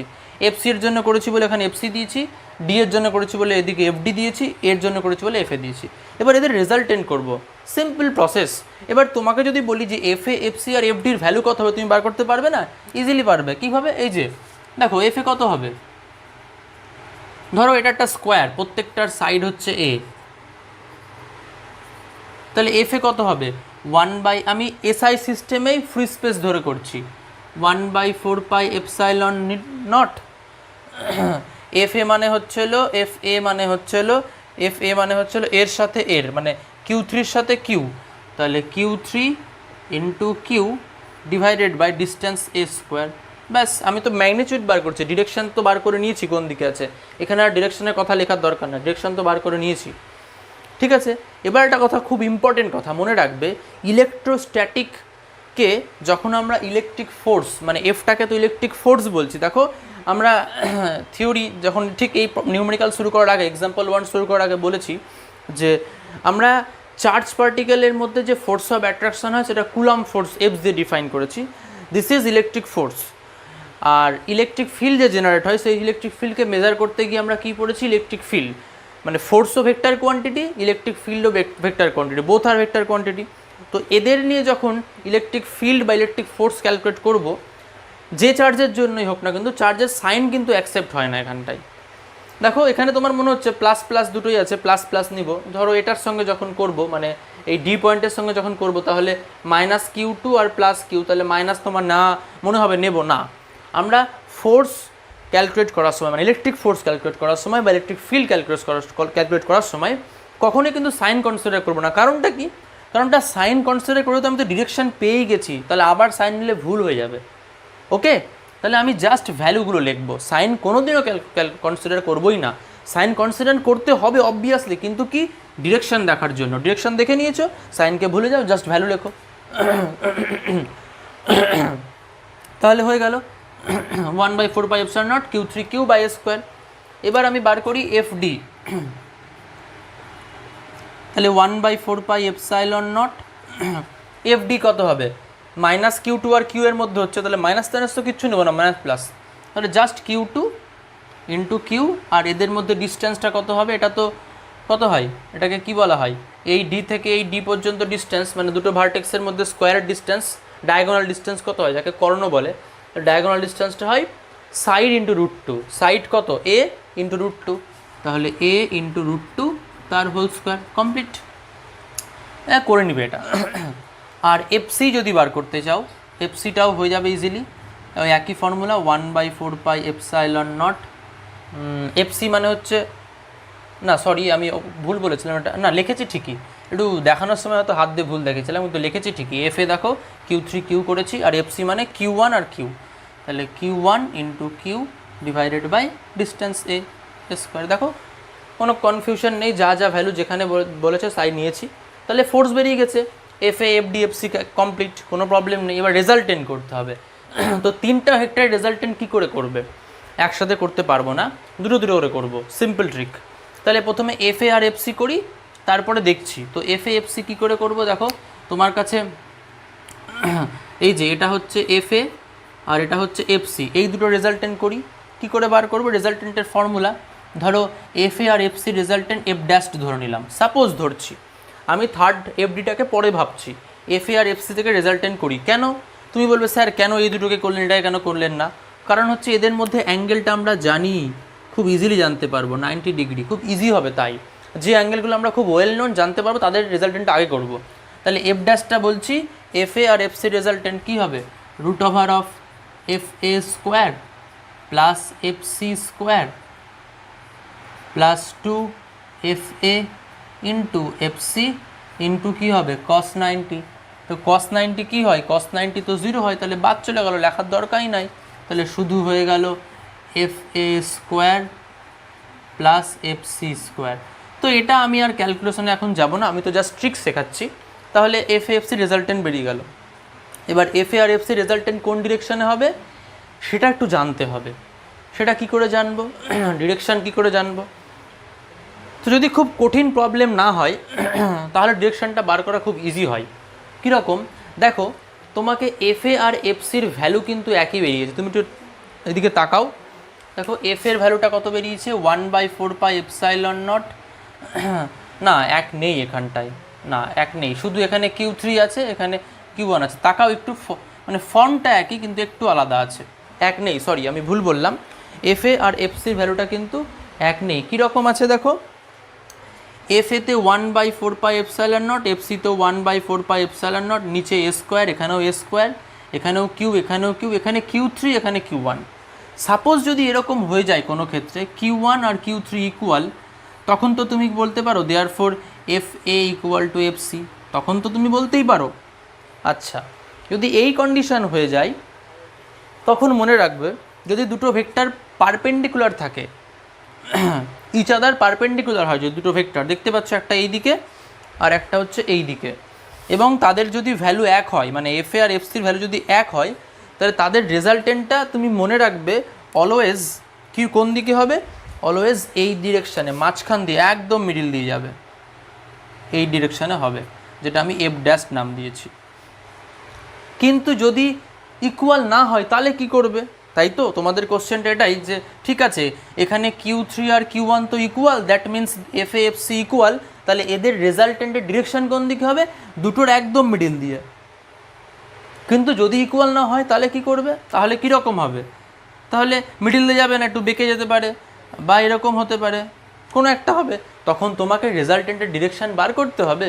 ডিরেকশন বার করার ফর্মুলা তোমার কাছে আছে তো, tan theta equals to b sin alpha divided by a plus B cos alpha. ভেক্টরে তোমরা পড়েছো ক্লাস 11-এ, এই থিটাটা কার সাথে অ্যাঙ্গেল হয়? ওই রেজাল্টেন্ট ভেক্টরটা এ ভেক্টরের সঙ্গে যে অ্যাঙ্গেল করে, মানে তুমি যাকে এ ধরবা, এফ এ আর এফ সির মধ্যে ধরো এফ এটাকে এ ধরেছো সাপোজ, মানে তুমি যদি ডিরেকশন বার করতে চাও, যদি ইকুয়াল না থাকে এফ এ এফ সি, তাহলে মিডিল দিয়ে যাবে না, তাহলে তোমাকে ডিরেকশন লাগবে। তখন তুমি এই ফর্মুলা ইউজ করবে। আলফা কত বসাবে? দুটো ভেক্টরের মধ্যে অ্যাঙ্গেল, মানে আমাদের প্রবলেমে কত আছে? আলফা দুটো ভেক্টরের মধ্যে অ্যাঙ্গেল 90 ডিগ্রি আছে, তাহলে আমি এখানে বসিয়ে দেবো বি, মানে কাকে ধরছি? আমি এখানে এফ সিটাকে ধরে নিই, এফ এটাকে এ ধরছি আর এফ সিটাকে বি ধরছি, বোঝা যাচ্ছে তো? কী করছি? এফ এটাকে আমি এখানকার এ ধরছি আর এফ সিটাকে আমি এখানকার বি ধরছি। তাহলে বি মানে এখানে বসাবো এফ সি, দুটো ভেক্টরের মধ্যে অ্যাঙ্গেল আলফা 90 বসবে, এ মানে ধরে নিচ্ছি এফ এ, বি মানে হচ্ছে এফ সি, এখানে cos 90। তাহলে দেখো cos 90 0 বাদ হয়ে গেল, sin 90 1 হবে, তাহলে ওপরে থাকছে এফ সি আর নিচে থাকছে এফ এ। এখান থেকে তুমি ট্যান থিটা পেয়ে গেলা। এবার থিটাটা কার মধ্যে অ্যাঙ্গেল? থিটা অলওয়েজ হয় তুমি যাকে এ ধরেছো রেজাল্টেন্টটা তার সাথে অ্যাঙ্গেল। মানে তুমি যদি ধরো এই দিকে দেখো, তুমি যদি এরকম ধরো যে এইখানে যদি ভাবতে চাও যে তোমার এইটা এইদিকে এফ এ আছে আর এইদিকে এফ সি আছে, এইদিকে এফ এ এইদিকে এফ সি, ধরো কোনো একটা কেস ধরলেই হবে, তাহলে রেজাল্টেন্ট এটা কার সাথে অ্যাঙ্গেল করবে, এর সাথে। এ কাকে ধরেছো তুমি, এফ এ কে, তাহলে এইটা হবে থিটা। তুমি এ কাকে ধরেছো, এইটা, তাহলে এখানে এইটা হবে থিটা। বুঝতে পেরেছো? তখন তুমি এইভাবে তোমাকে ডিরেকশনটা বার করতে হবে। তুমি এখানে থিটার ভ্যালু পেয়ে যাবা কত, সাপোজ ধরো এখান থেকে থিটার ভ্যালু পেয়ে 30 ডিগ্রি, তাহলে ও এরকম করে হবে। ধরো থিটার ভ্যালু পেয়ে 60 ডিগ্রি, তাহলে একটু বেড়ে যাবে। যা থিটার ভ্যালু পাবা সেইভাবে তোমাকে আঁকতে হবে। তো এইটা ন্যাচারালি দেয় না, কারণ একটু টাফ হয়ে যায় প্রবলেমটা, তো আসতেও পারে, ট্রিক তো জেনে রাখা দরকার। সবসময় দেয় এফ এ আর এফ সি ইকুয়াল হয়, তাহলে আমি মাঝখান থেকে নিতে পারি, তাতে সুবিধা। প্রবলেমটা এরকমই দেয়, আমি যেরকমভাবে সেট করলাম এখন ইকুয়ালি দেবে, তাহলে সুবিধা হবে রেজাল্টেন্ট করা, না তো একটু জটিল হয়ে যাবে। হবে না, না হবে একটু, মানে ধরো অ্যাডভান্সের জন্য দিচ্ছে, খুব টাফ প্রবলেম। মোটামুটি নিট বা ডাব্লিউজেই বা জেই মেনে আসতে গেলে মোটামুটি এই লেভেলে করে ছেড়ে দেবে, অ্যাডভান্স হতে গেলে তখন একটু কঠিন দেবে। তো তাহলে বুঝতে পেরে গেলা, যদি তোমাদের ইকুয়াল না থাকে তাহলে এইভাবে থিটা বার করতে হবে, যেটা 11-এর ট্রিক আমরা অ্যাপ্লাই করছি। যেখানে থিটাটা হচ্ছে তাকে তুমি এ ধরবা, তার সঙ্গে অ্যাঙ্গেল। ক্লিয়ার? তাহলে আমি এটা আপাতত মুছে দিচ্ছি, কেন যদি অ্যাঙ্গেল জানা থাকে, আচ্ছা না মুছলেও হবে, ঠিক আছে থাক এটা। তাহলে ধরে নাও F A F C equal, তাতে একটা সুবিধা আছে কি, রেজাল্টেন্টের ডিরেকশন মাঝখান দিয়ে হলো। এইবার তোমার হাতে তো আরেকটা ভেক্টর আছে, ওটাকে তো তুমি ধরো নি, এফ ডি আছে, আর এখন তোমার কাছে এফ ড্যাশড আছে। এবার এদের রেজাল্টেন্ট করতে হবে। তাহলে কীরকমভাবে করবে, এটা তো আরও ইজি। এই দিক বরাবর একটা আছে, আর একটা এই দিক বরাবর আছে, এই দিকে এফ ডি আছে আর এইদিকে এফ ড্যাশড আছে। এদের মধ্যে অ্যাঙ্গেল কত, এদের মধ্যে অ্যাঙ্গেল 180। তাহলে তুমি ওই যে ফর্মুলা বসাও রেজাল্টেন্টের, root over of A square plus B square plus 2ab cos 80, sorry cos 180। সেক্ষেত্রে ক্যালকুলেশন করে দেখবে A square plus B square minus 2ab হয়, তার মানে A square A minus B তার হোল স্কোয়ার হয়, রুট আলটিমেটলি ওটা ক্যালকুলেশন করলে এ মাইনাস বি আসে। দুটো ভেক্টর, তোমরা জানো রেজাল্টেন্টের formula C equals to root over of A square plus B square plus 2ab cos theta. Theta 180 যদি বসাও, তাহলে সমস্ত ক্যালকুলেশন করে দেখবে আসবে এ মাইনাস বি। আমি করলাম না, ছোটোবেলাকার জিনিস ওগুলো। তাহলে যদি দুটো ভেক্টর অপোজিট ডিরেকশানে হয়, তুমি কেন অত ফর্মুলা ফেলতে যাবে, জাস্ট শর্ট ট্রিক। এখানেও তুমি এটা কেন ফেলতে যাবে, দুটো ভেক্টর যদি পারপেন্ডিকুলার হয় তাহলে রেজাল্টেন্ট এত বড় লিখবে না, তুমি জাস্ট এইটা করবে root over of A square plus B square. আর যদি দুটো ভেক্টর অপোজিট ডিরেকশানে হয় তাহলে অত ফর্মুলা করার দরকার নেই, জাস্ট দুটোকে ডিফারেন্স করে দিবে। ধরো এফ বেরোলো, কত হবে তোমাকে দেখে নিতে হবে এফ ডি আর এফ ড্যাশের মধ্যে কে বড়, তাই আমি এরকম সাইন দিচ্ছি এফ ডি এফ ড্যাশ। এটা মানে কি বোঝাচ্ছে, যে বড় সেখান থেকে ছোটোটা বাদ হবে। তুমি হিসাব তো এখানে তো ভ্যালু দেয়নি, ভ্যালু তো দিবে কোশ্চেনে, তখন তুমি হিসাব করবে, করে দেখবে এফ ডি বড় হলো তাহলে F D minus F dash করবে, যদি উল্টো হয় এফ ড্যাশ বড় তাহলে F dash minus F D করবে, যেটা বড় তার দিকে রেজাল্টেন্টের ডিরেকশন হবে। ধরো আমার এই কোশ্চেন অনুযায়ী সাপোজ ধরো এফ ডি বড় হলো, তাহলে তুমি এফ ডি থেকে এফ ড্যাশ বাদ দিয়েছো, তাহলে টোটাল রেজাল্টেন্ট ফোর্স এই ডিরেকশানে কাজ করবে। মানে আলটিমেটলি যার থেকে তুমি মাইনাস করলে সেটা হবে টোটাল রেজাল্টেন্টের ডিরেকশন এই প্রবলেম অনুযায়ী। মানে তুমি এফ এ আর এফ সির রেজাল্টেন্ট বার করেছো এফ ড্যাশড, এবার এফ ড্যাশের সঙ্গে কার করবে, যেটা বেঁচে আছে যেটা বাকি আছে এফ ডি। এবার এই দুটো রেজাল্টেন্ট করতে গিয়ে রেজাল্টেন্টটা কোন দিকে পাবে, যেটা বড় তার দিকেই হবে, বিয়োগ করছো যেহেতু। তুমি সবসময় তো বড় থেকে ছোটোটা বিয়োগ করো, মানে এই বস্তুটাকে এইদিকে 5 নিউটন দিয়ে টানছে, এইদিকে 2 নিউটন দিয়ে টানছে, রেজাল্টেন্ট কত হয় 5 - 2 মানে 3, মানে জাস্ট বিয়োগ করে দিলাম, যেহেতু একই লাইন বরাবর রয়েছে। একই লাইন বরাবর না, মানে 180 না হলে কিন্তু হবে না এটা, তাহলে একই লাইন বরাবর অপোজিট ডিরেকশনে থাকলে জাস্ট বিয়োগ করব, 5 - 2 3 হয়ে যাবে, এবং যেদিকে ম্যাক্সি বড়টা সেই দিকে রেজাল্টেন্টটা কাজ করবে। যদি এফ ডি বড় হয় তাহলে এফ ডির দিকে রেজাল্টেন্ট কাজ করবে, যদি এফ ড্যাশ বড় হয় তাহলে এফ ড্যাশের দিকে রেজাল্টেন্ট কাজ করবে। তাহলে এই গেল তোমাদের ফোর্স এই টাইপের সিস্টেমের জন্য এক্সাম্পল 1-এ ফোর্স ক্যালকুলেট করার ট্রিক। ওকে,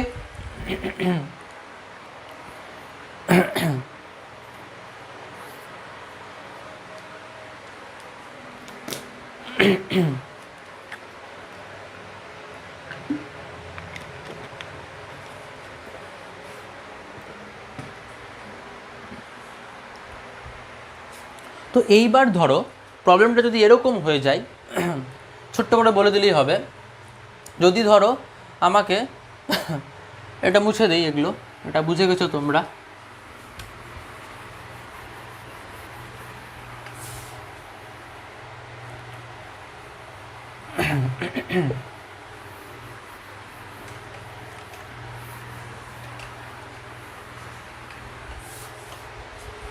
একই সিস্টেমে দুটো জিনিস বোঝা যাবে।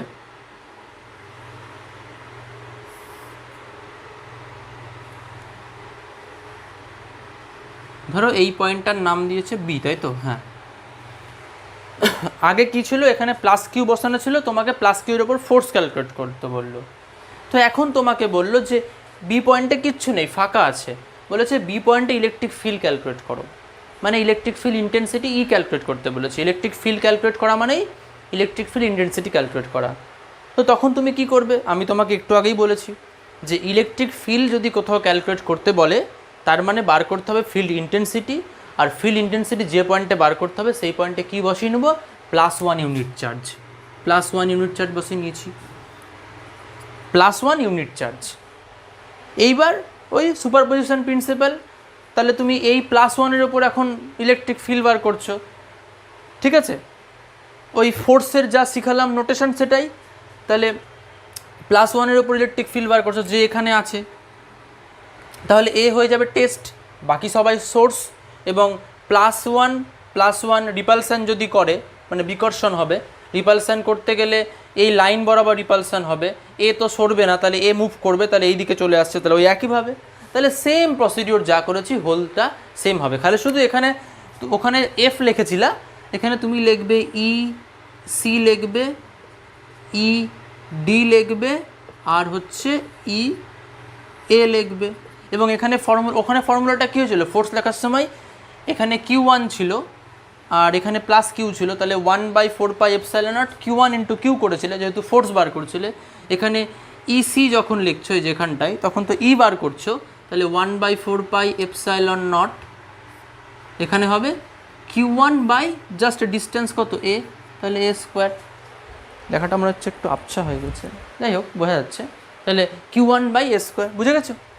তাহলে তোমাকে যদি কোন পয়েন্টে ইলেকট্রিক ফিল্ড বার করতে দেয়, মানে ইন্টেন্সিটি, জাস্ট +1 বসিয়ে যা শেখালাম এক্সাম আগেরটাতে সেম প্রসিডিওর, খালি ফর্মুলাটা হবে। আবার কিন্তু বলেছি কোনো সাইন কিন্তু হবে না, ইলেকট্রিক ফিল্ডই বার করো বা ফোর্স বার করো, ই বার করো বা এফ বার করো, সাইন হবে না।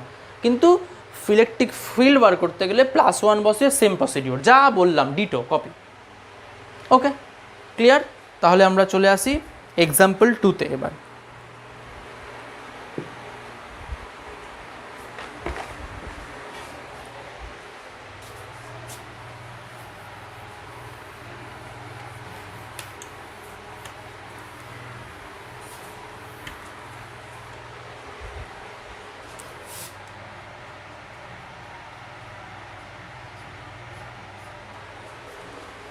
সেখানে ধরো এখানেও প্রবলেম করবো না, জাস্ট বোঝাবো। ধরো তোমার কাছে এই রকম একটা সিস্টেম রয়েছে, ধরো বলেছে +10 কুলম -20 কুলম, এরকম দুটো চার্জ একটা ধরো r ডিস্টেন্সের সেপারেশনে রয়েছে। আমাকে কোশ্চেন করলো যে এই সিস্টেমটার যে লাইন জয়েনিং, মানে +10 কুলম আর -20 কুলম, এদের যে লাইন জয়েনিং, এই লাইন জয়েনিংয়ের কোন জায়গাটাই ইকুইলিব্রিয়াম পয়েন্ট হবে। ইকুইলিব্রিয়াম পয়েন্ট মিন্স যেখানে ফোর্সটা 0 হবে, তাই তো? তোমার কাছে দুটো চার্জ রয়েছে, তোমাকে বলেছে এই লাইন জয়েনিংয়ের কোন জায়গায় ইকুইলিব্রিয়াম পয়েন্ট পাবো। ইকুইলিব্রিয়াম পয়েন্ট মিন্স যেখানে ফোর্সটা 0 হবে, রেজাল্টেন্টটা, মানে যেখানে রেজাল্টেন্ট ফোর্স, অ্যাকচুয়ালি ফোর্স 0 হবে না, যেখানে রেজাল্টেন্ট ফোর্সটা 0 হবে। তো একটু ভাবি, ধরো আমি যদি এইখানে পয়েন্টটা ধরে নিই সাপোজ, তাহলে ধরো দেখো ফোর্স 0 বলছি, সেটাকে আবার এরকমভাবে ভাবতে পারি, ফোর্স না বলে ইলেকট্রিক ফিল্ড 0 বলি, তাহলেই হবে। ফোর্স দিয়ে ভাবছি, ইলেকট্রিক ফিল্ড দিয়ে ভাবছি, একটু ভুলে যাও ওটা, যে ফোর্স দিয়ে ভাববো না। আমাকে বলেছে +10 আর -20 কুলম দুটো চার্জ রয়েছে, তাদের লাইন জয়েনিংয়ে কোথায় ইকুইলিব্রিয়াম পয়েন্ট পাবো। সেই পয়েন্টটা ইকুইলিব্রিয়াম পয়েন্ট হবে যে পয়েন্টে ইলেকট্রিক ফিল্ড 0 হবে, ফোর্স বলছি না। সেই পয়েন্টে কী হবে, ইলেকট্রিক ফিল্ডের রেজাল্টেন্ট ভ্যালুটা 0 হবে। তাহলে আমি আরেকবার মানে ফাইনাল বলে দিচ্ছি যে দুটো চার্জ দেওয়া আছে, তাদের লাইন জয়েনিংয়ের কোন পয়েন্টটা ইকুইলিব্রিয়াম পয়েন্ট হবে, মানে সেই পয়েন্টটাতে যদি ইলেকট্রিক ফিল্ডের মানে ইন্টেন্সিটি ই এর রেজাল্টেন্ট ভ্যালু 0 হয়, তাহলে সেই পয়েন্টটাকে বলবো ইকুইলিব্রিয়াম পয়েন্ট। তো ধরে নিচ্ছি এই পয়েন্টটা ইকুইলিব্রিয়াম হবে, তো দেখি হবে কি না, জাস্টিফাই করি। তাহলে ইলেকট্রিক ফিল্ডের রেজাল্টেন্ট ভ্যালু 0 হতে হবে, তাহলে +1 বসাই, কারণ ইলেকট্রিক ফিল্ডটা বার করেই দেখি না কি হচ্ছে। তাহলে +1 বসিয়েছি, তাহলে আবার ওই একই +1 চার্জ বসিয়েছি, এটা একটা আমি ধরেছি, অ্যাজাম্পশন করেছি এই পয়েন্টে ইকুইলিব্রিয়াম হবে, মানে এই পয়েন্টে ইলেকট্রিক ফিল্ডের ইন্টেন্সিটি রেজাল্টেন্ট ভ্যালু 0 হতে পারে। টেস্ট করা যাক এবার। তাহলে +1 বসিয়েছি, মানে এখানে ইলেকট্রিক ফিল্ড বার করবো, এর জন্য করবো, এর জন্য করবো। তাহলে দিস ইজ টেস্ট চার্জ হয়ে গেল, এরা দুজনে সোর্স চার্জ হয়ে গেল। আবার একই কনসেপ্ট দেখো সব জায়গাতেই লাগবে, এটা সোর্স এটা টেস্ট, তাহলে এদের মধ্যে কি হবে, রিপালশন হবে। রিপালশন হওয়া মানে দূরে সরে যাবে, তাহলে এই তো সোর্স নড়বে না, তাহলে এই টেস্টটা মুভ করতে পারে কোন দিকে, তাহলে ওই লাইন জয়েন বরাবর, ওই জয়েনিং লাইন বরাবর এই দিকে। তার মানে তোমার এই দিকে হয়ে গেল, এটাকে E1 বলে দিচ্ছি, ঠিক আছে, মানে +1 10 কুলম্বের জন্য ওটাকে E1 নাম দিচ্ছি, মানে এটাকে 1 নম্বর পয়েন্ট ধরো, এটাকে 2 নম্বর পয়েন্ট ধরো, তাহলেই হবে। আচ্ছা, বুঝে গেছো? এবার -20 তার সঙ্গে +1 কী হবে, অ্যাট্রাকশান। তো এটার সঙ্গে এটার অ্যাট্রাকশান হতে গেলে এটা হচ্ছিল সোর্স, মুভমেন্ট হতে পারে না, +1 মুভমেন্ট হবে।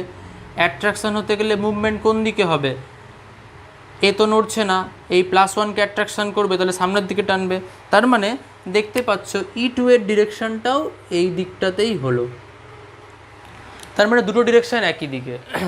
এবার আবার রেজাল্টেন্ট ভেক্টরের কনসেপ্ট, যদি দুটো ভেক্টরের ডিরেকশান একই দিকে হয় তাহলে তাদের মধ্যে অ্যাঙ্গেল কত হবে, এটা E1 এটা E2, এইভাবেই বলো না কেন, বা একে অপরের ওপর ওভারল্যাপ করে আছে যাই বলো না কেন, দুটো একই দিকে হওয়া মানে তাদের মধ্যে অ্যাঙ্গেল থিটা হয়ে যায় 0। তো তার মানে দুটো যেহেতু একই দিকে হয়ে গেছে, তাই তাদের মধ্যে অ্যাঙ্গেল কত হয়ে গেছে, তাদের মধ্যে অ্যাঙ্গেল হয়ে গেছে 0। তাহলে অ্যাঙ্গেল 0 হয়ে গেলে রেজাল্টেন্ট বার করার সিস্টেম কি, কিছুই না, জাস্ট E = হয়ে যাবে E1 + E2। ওই ভেক্টরের concept C = √(a² + b² + 2ab cos 0 করে দেখবে, θ 0 বসে জাস্ট ক্যালকুলেশন করে a + b আসে। তাহলে যেহেতু একই দিকে, তাই রেজাল্টেন্টটা কী করবো, E1 + E2 করবো। তাহলে এখন কি E1 + E2 0 হতে পারে না, কোনোদিনও 0 হবে না এই কেসে, কোনোদিনও 0 হবে না, কারণ দুটো একই দিকে আছে। যোগ করলে মানে রেজাল্টেন্ট তুমি যদি করো E1 + E2 যদি যোগ করো, তাহলে তুমি একটা ভ্যালু পাবে। ধরো E1 এর ভ্যালু 10, E2 এর ভ্যালু 9, তাহলে 19 পেয়ে গেলে।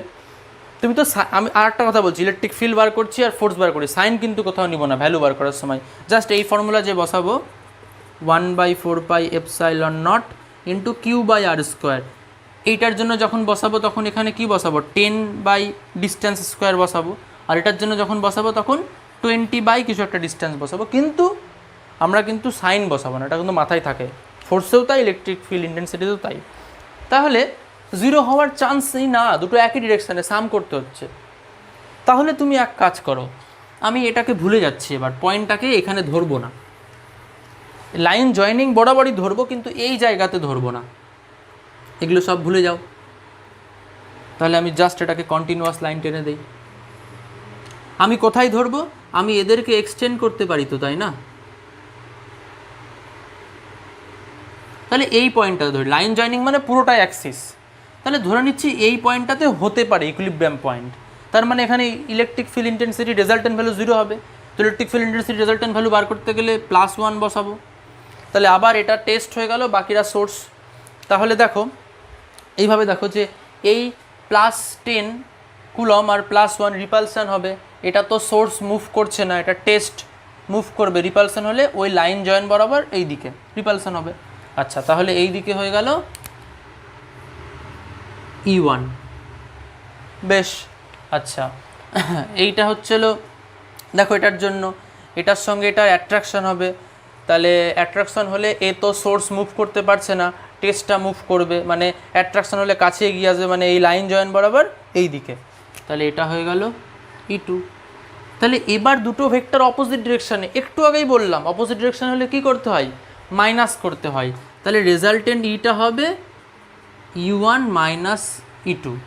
তো এবার তুমি বলবে স্যার বড় থেকে ছোট বাদ দিব, তাহলে এক্ষেত্রে তুমি কোনো ইকুইলিব্রিয়াম পয়েন্ট পেতে পারো, মানে এই যে এতটুকু যে লাইন জয়নিং তাদের এই মিডিয়াম মানে মাঝখানটা বাদ দিয়ে, মিডল রিজিয়নটা বাদ দিয়ে বাকি এই দিকে বা এই দিকেও হতে পারে, তুমি যে কোনো পয়েন্টে এমন আসতেই পারে যে E1 আর E2 ইকুয়াল।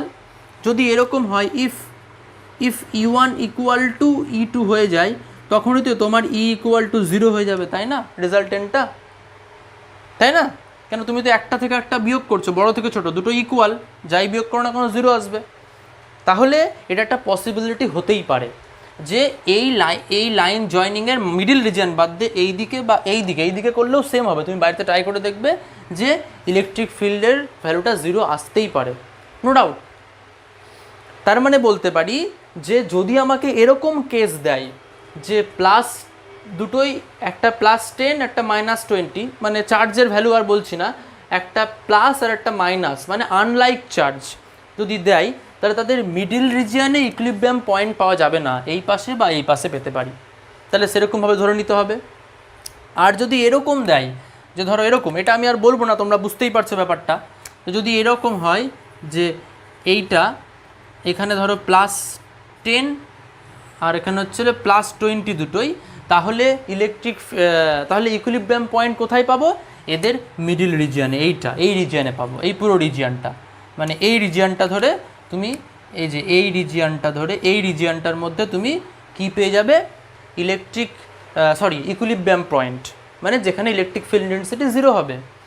আর যদি অপোজিট চার্জ দেয় প্লাস মাইনাস, তাহলে তোমাকে কোন রিজিয়নটা ভাবতে হবে? এইখান থেকে বাকি যাই ধরো না কেন, বা এইখান থেকে বাকি এদিকে যায় না, যেখানে খুশি, মানে তুমি তো একটা পয়েন্ট আঁকবে না, তুমি একটা ধরে নিয়ে ডিস্টেন্স ধরে নিয়ে ক্যালকুলেট করবে, তুমি এই পয়েন্টটা পেয়ে যাবে। তুমি কি করবে? তুমি ধরো এই কেসের জন্য এই সমস্ত জায়গায় ধরে নাও x ডিস্টেন্স, তাহলে এই জায়গাটা ইলেকট্রিক ফিল্ড আছে, ইকুয়াল করে দিও, 0 করে দাও। নিউমেরিক্যাল যখন দিব WBPতে, তখন তোমরা সলিউশনগুলো পারবে, মানে করবে বা করিয়ে দেওয়া হবে, তখন বুঝতে পারবে। তো তাহলে ব্যাপারটা বোঝা গেল তো? ব্যাপারটা তাহলে কী হলো কনসেপ্টটা? যখন তোমার সেম চার্জ থাকবে তখন তুমি মিডল রিজিয়নে ইকুইলিব্রিয়াম পয়েন্ট পাবে, আনলাইক চার্জ হলে মিডল রিজিয়ন বাদ দিয়ে বাকি জায়গায় ইকুইলিব্রিয়াম পয়েন্ট পাবে। ওকে, ইজ ইট ক্লিয়ার?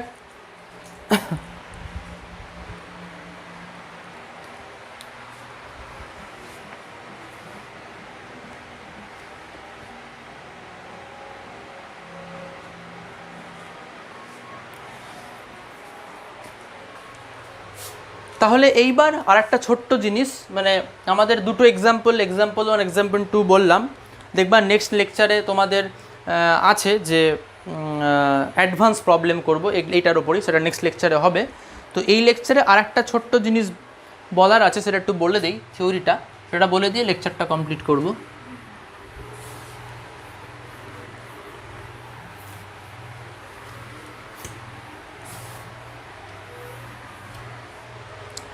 দেখো, চার্জ বলতে আমরা কি বুঝি? যে পয়েন্ট চার্জ, এতক্ষণ যা আমরা ডিসকাস করলাম সব কিছুই পয়েন্ট চার্জ নিয়ে, মানে এখানে একটা পয়েন্ট চার্জ রয়েছে, ওখানে একটা পয়েন্ট চার্জ রয়েছে, ওখানে +Q -Q +Q2 -Q2 10 coulomb -10 coulomb +20 coulomb এরকম বলেছি। কিন্তু অ্যাকচুয়ালি কোনো সিস্টেমের ওপর বা কোনো সারফেসের ওপর বা কোনো বডিতে যদি চার্জ থাকে, সেই চার্জটা একটা কন্টিনিউয়াস ডিস্ট্রিবিউশন হয়। মানে কীরকম? মানে আমরা এতক্ষণ যে মানে প্রবলেমগুলো করলাম বা ডিসকাশন করলাম, সেখানে ধরে নিয়েছি যে কোনো একটা সারফেসের ওপর, ধরো সারফেস না, কোনো একটা টেবিলের ওপর 3টে চার্জ আছে, ওদের মধ্যে ফোর্স কত হবে, এরকম পড়লাম। কিন্তু অ্যাকচুয়ালি কোনো সারফেস বা কোনো বডি বা কোনো কন্ডাক্টর নিয়ে আমাদের আলাদা টপিক আছে, সেখানে ডিসকাশন হবে।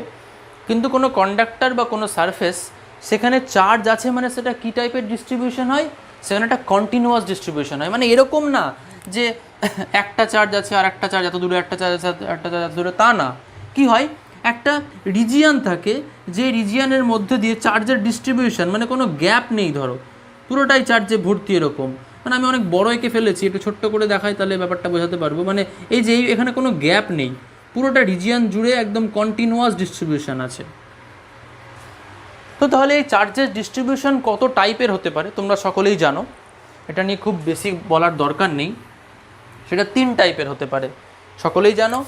একটা হচ্ছে হলো লাইন চার্জ ডেন্সিটি ল্যামডা, সেটা ইকুয়ালস টু হয় টোটাল চার্জ, আচ্ছা এটাকে আমি স্মল দিয়ে লিখি, total charge Q divided by L. এটাকে আবার একটু আমরা এলিমেন্টারি ফর্মে লিখব। এতটুকু তোমরা পড়ে ক্লাস 12-এর যে প্রবলেম আছে তাতে হয়ে যায়, কিন্তু এলিমেন্টারি ফর্মে লাগবে। আমাদের অ্যাডভান্স প্রবলেমগুলো করতে গেলে এটাকে এলিমেন্টারি ফর্মে দেখা উচিত। মানে কি, মানে ধরো আমরা ল্যামডা ইকুয়ালস টু এরকম লিখতে পারি, আচ্ছা আমি এই কালিটা না এই কালিটা ইউজ করি। আমরা ল্যামডা ইকুয়ালস টু এরকম লিখতে পারি যে ডিকিউ বাই ডিএল, তাহলে or DQ equals to lambda DL. মানে এই ডিস্ট্রিবিউশনটা কোথায় হয়, এটা হচ্ছে লাইন চার্জ ডিস্ট্রিবিউশন। আমি লিখছি না, তোমরা তো জানোই ব্যাপারগুলো, জাস্ট অ্যাডভান্স পার্টটা বলা। লাইন চার্জ ডিস্ট্রিবিউশন মানে ধরো কোনো লাইনের ওপর চার্জ আছে, মানে ধরো এইটা মনে করো একটা লাইন, এটা একটা লাইন, এর ওপরে চার্জের ডিস্ট্রিবিউশন আছে, তার জন্য আমরা ল্যামডা লাগবে। তাহলে ডিকিউ পেয়ে গেলাম। তাহলে এখান থেকে আমি যদি বোথ সাইডে ইন্টিগ্রেশন করে দেই, তাহলে ল্যামডা ডিএল, তাহলে দেয়ারফোর কিউ ইকুয়ালস টু পেয়ে যাব ইন্টিগ্রেশন অফ ল্যামডা ডিএল। তাহলে যখন এলিমেন্টারি চার্জের ক্ষেত্রে এই টাইপের ফর্মুলাটা লাগবে। ধরো তোমাকে নর্মাল প্রবলেমে নিউমেরিক্যালে বলেছে এত চার্জ এত লেন্থে আছে, তাহলে ল্যামডা কত, চার্জ বাই লেন্থ করে দেবা। কিন্তু কিছু ক্ষেত্রে আমাদের সেই ফর্মুলাটাকে এইভাবে লাগে প্রবলেম সলিউশনের জন্য। যখন নিউমেরিক্যালে আসবো তখন বুঝতে পারবে, ব্যাপারটা বুঝে রাখা যাক। আচ্ছা, আর যদি কোনো সারফেসের ওপর চার্জ থাকে তাহলে চলে আসে সারফেস চার্জ ডেন্সিটি সিগমা, সেখানেও total charge by surface area total. তো এটাকেও আমরা লিখব এরকমভাবে যে সিগমা ইকুয়াল টু, মানে এটাকেও আমরা লিখতে পারি যে ডিকিউ বাই ডিএস, তাহলে DQ equal to sigma into DS. তাহলে দেয়ারফোর আমি বলে দিতে পারি যে কিউ ইকুয়াল টু হবে ইন্টিগ্রেশন সিগমা ডিএস। একবারে করে দিলাম, বুঝতেই পারছো যে ডিকিউ এর ইন্টিগ্রেশন কিউ হবে আর এদিকে ইন্টিগ্রেশনের মধ্যে থাকবে সিগমা ডিএস।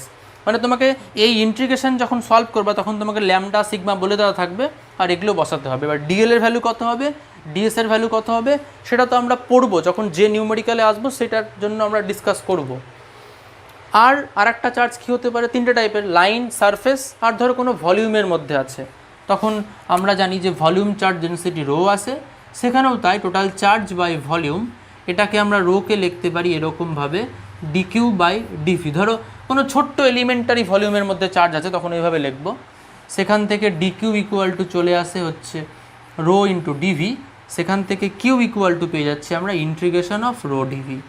তাহলে এই হচ্ছে এই, তোমরা এই যে এই ফর্ম তোমরা তিনটে সকলেই জানো, কিন্তু আমরা অ্যাডভান্সের জন্য যখন কিছু প্রবলেম সলভ করব তখন এই ফর্ম দিয়ে করতে হবে এলিমেন্টারি ট্রিটমেন্ট করে। সেটা কিভাবে করব সেটা তো শিখবই, কিন্তু তার আগে ফর্মুলাগুলো জানা উচিত। যে লাইন চার্জ আসে কি ইন্টিগ্রেশন করে, ল্যামডা ডিএল ইন্টিগ্রেশন করে।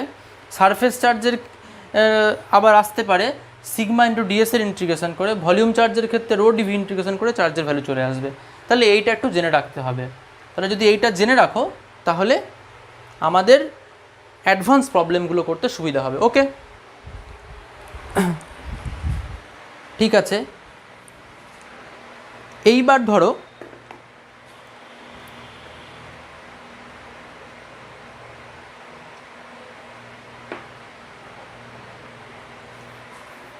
এইবার আর একটা এক্সাম্পল 2তে যাব আমরা। ওই এক্সাম্পল 2টা বললেই কমপ্লিট হয়ে যাবে।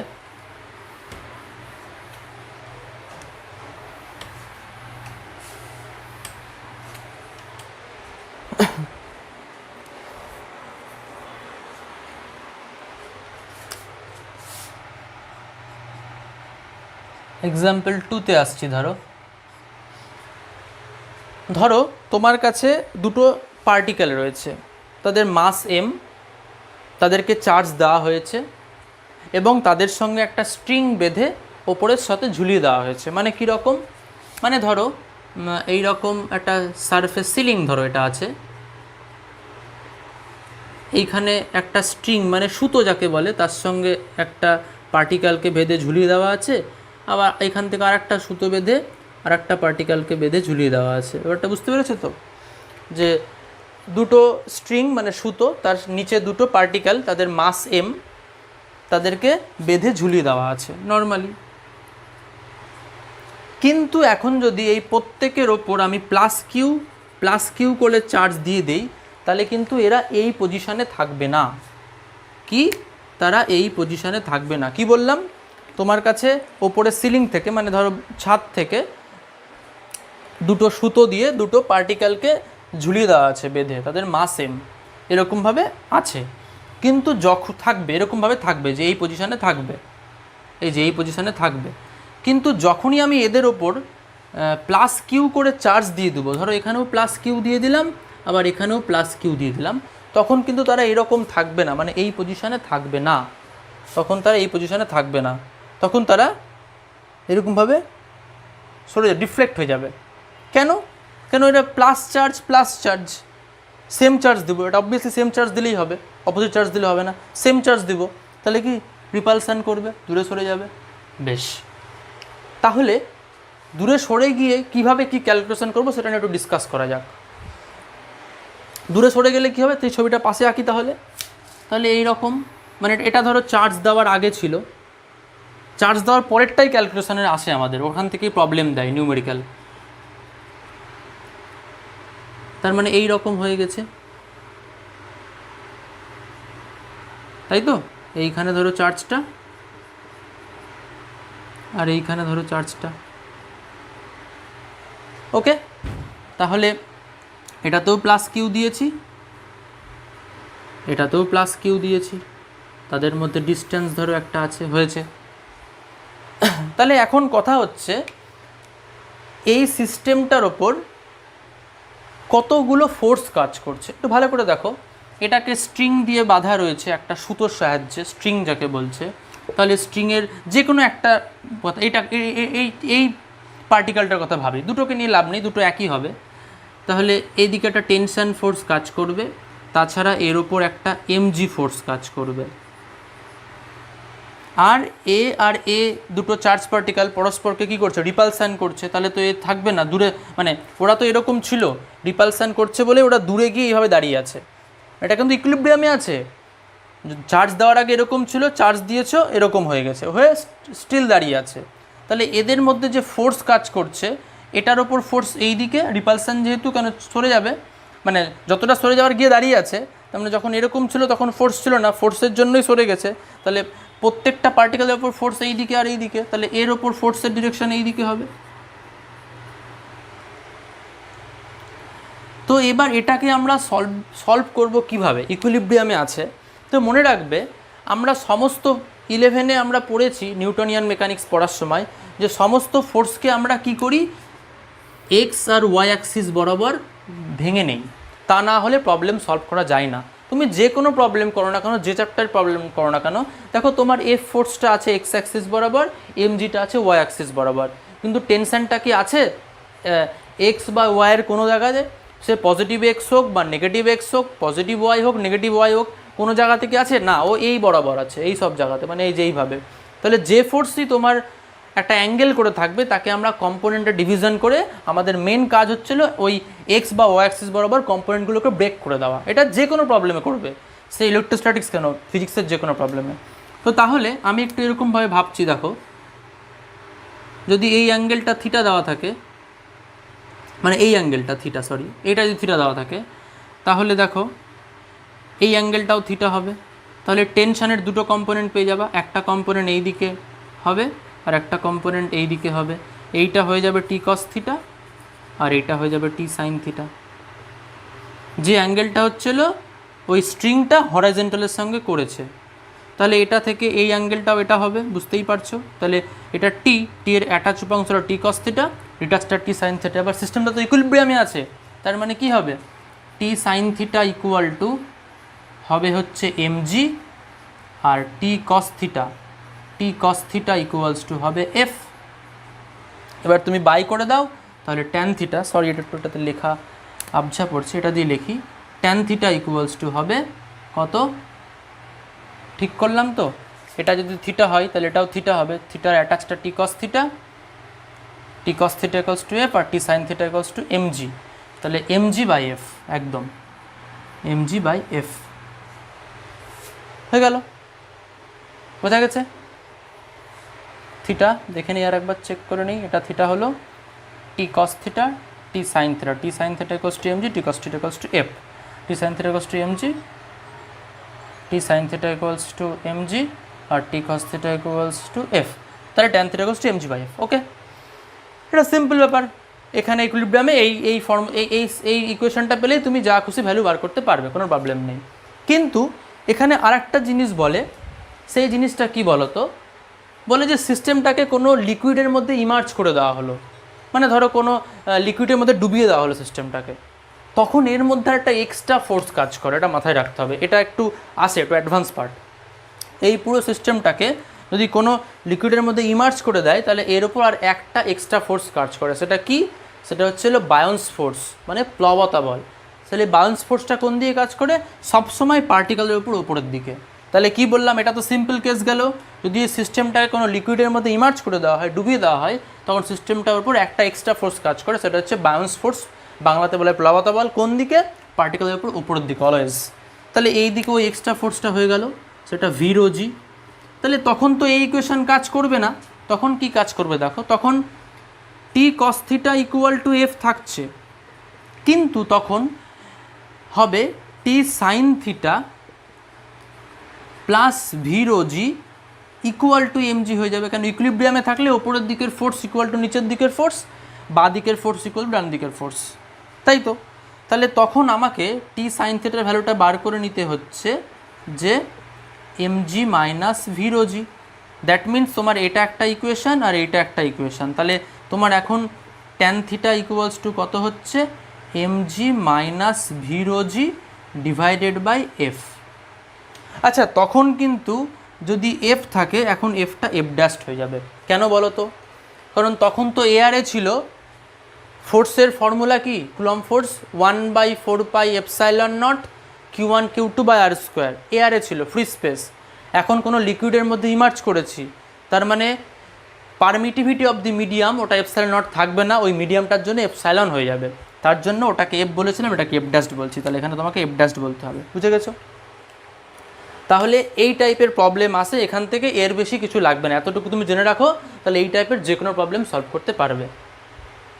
তাহলে এক্সট্রাটা হলো নেক্সট কেসটা, সেখানে কি অ্যাডভান্সটা হলো যে যদি কোনো এই সিস্টেমটাকে যদি আমি লিকুইডের মধ্যে ইমার্জ করে দেই, তাহলে একটা উপরের দিকে ফোর্স কাজ করবে, সেটা হচ্ছে বায়োন্স ফোর্স ভি রো জি।